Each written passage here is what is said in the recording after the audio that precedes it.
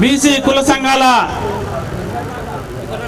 శాఖ ఆధ్వర్యంలో ఈరోజు ఇందిరా పార్క్ దగ్గర చేపట్టిన సత్యాగ్రహ దీక్షకు విచ్చేసిన పెద్దలందరికీ, అలాగే ఈ సత్యాగ్రహ దీక్షకు అధ్యక్షత వహిస్తున్న రాజారామన్నకి, ప్రత్యేకించి వరంగల్ నుంచి విచ్చేసిన మాజీ విప్పు వినయన్నకు, మాజీ మంత్రివర్యులు సీనన్నకు, మా బీసీ టైగర్ రాజ్యసభ సభ్యులు ఆర్ కృష్ణన్నకు, అట్లాగే మేకపోతుల నరేందర్ గౌడ్, బత్తుల సిద్ధేశ్వర్లు, జక్కాన్ సంజయ్, మా మహిళా నాయకులు పటేల్ వనజక్క, ఏటిగడ్డారు, నా తదితరులందరికీ కూడా పేరు పేరున, మా వరంగల్ నుంచి వచ్చేసిన తాటిశెట్టి క్రాంతి కుమార్, మా all India OBC JAC Ashok Posham గారు, మిగతా మిత్రులందరికీ కూడా పేరు పేరున ఉద్యమ వందనాలతో మాట్లాడుతూ, ఇవాళ దేశానికి స్వాతంత్రం వచ్చి కూడా ఈ పరిస్థితి ఎందుకు వచ్చిందనే విషయం మనం ఒకసారి గమనించుకుంటే, సగం ఈ దేశాన్ని పాలించిన పాలకుల తప్పైతే సగము ఈ బీసీ సమాజం నుంచి ఎదిగిన బీసీలది తప్పుగా మనం అర్థం చేసుకోవాల్సిన అవసరం ఉంటుంది. నిత్యం శ్రమల ఉత్పత్తిలో భాగమవుతున్న మిత్రులారా, కార్యక్రమము జరుగుతున్న క్రమంలో పూలదండలు ఫోటోలతోని డిస్టర్బ్ చేయకుండా ఉంటే బాగుంటుందని విషయము గమనించాలి. ఇవాళ నిత్యం శ్రమల ఉత్పత్తిలో ఉంటూ రెక్కాడితే డొక్కాడని ఒక బీసీ సమాజానికి దోపిడీ సమాజమైనా లేదంటే బ్రాహ్మణీయ ఆధిపత్య కులాలు నష్టం చేసినట్టే, అన్యాయం చేసినట్టే బీసీలలో ఎదిగిన బీసీలు కూడా కొంత నష్టం చేసిందనే విషయాన్ని మనం గమనించాల్సిన అవసరం ఉంది. ఆ నష్టాలని పూడ్చడం కోసం, రానున్న తరాలకు న్యాయం చేయడం కోసము మనం ఎన్నో ఏళ్ల నుంచి పోరాటం చేస్తూనే ఉన్నాం. కానీ ప్రత్యేకించి ఇటీవల జరిగిన తెలంగాణ రాష్ట్ర ఎన్నికలైతే కానీ, లేదంటే దేశవ్యాప్తంగా రాహుల్ గాంధీ చేసిన జోడో యాత్రలో ప్రధానంగా ఈ దేశంలో అన్నిటికీ లెక్కలు ఉన్నాయి. పశువులకు లెక్కలు ఉన్నాయి, పులులకు లెక్కలు ఉన్నాయి. మెజారిటీ సమాజమైన 60% బీసీలకు లెక్కలు లేకపోవడం చాలా అన్యాయం. ఈ దేశంలో సామాజిక న్యాయం అంటే దానికి కుల జనగణన ద్వారానే, అదొక ఎక్స్రే లాంటిది.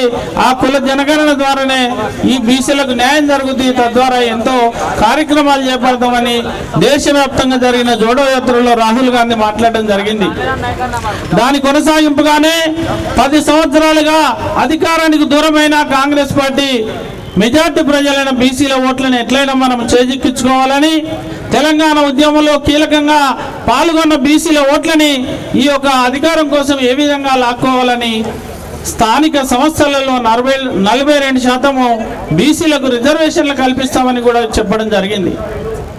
మరి ఆ రాహుల్ గాంధీ నిజాయితీని, రాహుల్ గాంధీ జోడో యాత్రని గమనించిన బీసీలు రాష్ట్రంలో 42% వస్తాయన్న ఆలోచించిన బీసీలు ఏకపక్షంగా ఇవాళ కాంగ్రెస్ పార్టీని అధికారంలోకి తీసుకొచ్చారు. గతంలో ఉన్న టీఆర్ఎస్ పార్టీ అంతకుముందున్న స్థానిక సంస్థల రిజర్వేషన్లు తగ్గించింది. మరి ఇవాళ అధికారంలోకి రావాలనుకుంటున్న ఈ కాంగ్రెస్ పార్టీ 42% ఇస్తుందని ఒక ఆశతోని, నమ్మకంతో ఇవాళ బీసీలు కాంగ్రెస్ పార్టీకి అధికారం కల్పించారు. కానీ ఏవో కారణాలు చూపెట్టి పక్క రాష్ట్రంలో ఏదో జరిగిందని, సుప్రీంకోర్టు తీర్పులని, హైకోర్టు తీర్పులని, లేదంటే స్థానిక సంస్థలు ఎన్నికలు జరగకపోతే గ్రామాలకు రావాల్సిన కేంద్ర నిధులు రావనే విషయంగా ఇవాళ మాట్లాడుతున్నారు. ఇవన్నీ ఆ రోజు తెలియ కాంగ్రెస్ పార్టీ ఇవాళ పుట్టిన పార్టీ, దేశానికి స్వాతంత్రం రాకముందు పుట్టిన పార్టీ. మరి ఆ నినాదాలు ఇచ్చేటప్పుడు, ఆ వాగ్దానాలు ఇచ్చేటప్పుడు అన్ని విషయాలు వాళ్ళకి తెలిసినే. ఆ విషయాలు పెద్ద అడ్డంకి కాదు. మనకంటే ముందు ఇంతకుముందు జస్టిస్ చంద్రకుమార్ సార్ మాట్లాడారు. ఆయన చాలా క్లియర్గా చెప్పిండు మనకు. అంటే చట్టం ప్రకారము పెద్ద అడ్డంకులు ఏం లేవు. దాని ఒక శాస్త్రీయ పద్ధతిలో చెప్పడం ద్వారా మనకు అన్ని అడ్డంకులు తొలగుతాయి. ఆ శాస్త్రీయ పద్ధతి ఏంటి అంటే కుల జనగణన చేసినాక వారి జనాభా దామాష ప్రకారం ఏ రిజర్వేషన్లు ఇచ్చినా కూడా ఇవాళ కోర్టులు ఒప్పుకుంటాయనే విషయం మనకు తెలుస్తుంది. కాబట్టి మనము ఇక్కడ కుల జనగణన చేయాలి, కుల జనగణన ఆధారంగా చట్టసభలో రిజర్వేషన్ చేయాలని ఇవాళ దీక్ష కూర్చోవడం జరిగింది. మిత్రులారా, ఇటీవల మా ఆల్ ఇండియా ఓబీసీ జాక్ నాయకురాలు వనజక్క మాట్లాడుతూ చెప్పారు, చట్టసభల్లో బీసీల వాటా కావాలని ఈ రాష్ట్రంలో 400 కిలోమీటర్ల పాదయాత్ర చేసిన మేము ఇవాళ ఆ చట్టసభల్లో బీసీ వాటా సాధన జరగాలంటే స్థానిక సంస్థల్లో మనకు వాటా దక్కితే స్థానిక సంస్థల ద్వారా మన బీసీలు రాజకీయంగా బలోపేతం అయితే తద్వారా చట్టసభల్లో కూడా మనం వాటా సాధించుకుంటాం. కాబట్టి ఈ స్థానిక సంస్థల రిజర్వేషన్లకు ఆల్ ఇండియా ఓబీసీ జాక్ పెద్ద ఎత్తున మొదటి నుంచి కూడా మద్దతుగా నిలబడుతుంది. ఆ స్థానిక సంస్థల్లో రిజర్వేషన్లు సాధించుకోవాలంటే మనం ఒక ఉద్యమాన్ని ఇలా రాష్ట్ర స్థాయి నుంచి జిల్లా స్థాయిలకు, మండల స్థాయిలకు, గ్రామ స్థాయిలకు పంపించాల్సిన అవసరం ఉంది. ఇంకొక విషయం చివరిగా, ఇక్కడ సమయం లేదనే విషయం మా అధ్యక్షులు రాజారాం గారు మాట్లాడుతున్నారు. చివరిగా నాదొక సూచన, ఇక్కడ తెలంగాణ ఉద్యమంలో ఉత్తర తెలంగాణలో చాలా కీలక పాత్ర పోషించిన వినయన్న కూడా మా ముందే ఉన్నాడు. మేము వినయన్నతో కలిసి తెలంగాణ ఉద్యమంలో పనిచేసినాం. అట్లాగే తెలంగాణ ఉద్యోగుల గెస్టెడ్ అధికారుల సంఘానికి రాష్ట్ర నాయకులుగా ఉండి తెలంగాణ ఉద్యమాన్ని ఉర్రూతలొగించడంలో కీలక పాత్ర పోషించిన ఇవాళ శ్రీనివాస్ గౌడ్ అన్న కూడా మాజీ మంత్రి గారు మన ముందున్నారు. వీరిద్దరికి తెలంగాణ ఉద్యమంలో పాల్గొనే బీసీలతోని సత్సంబంధాలు ఉన్నాయి. ఇవాళ వారు ఈ యొక్క బీసీ ఉద్యమానికి, బీసీలకు న్యాయం కోసం, బీసీల హక్కుల కోసం ముందుండడం చాలా సంతోషంగా ఉంది.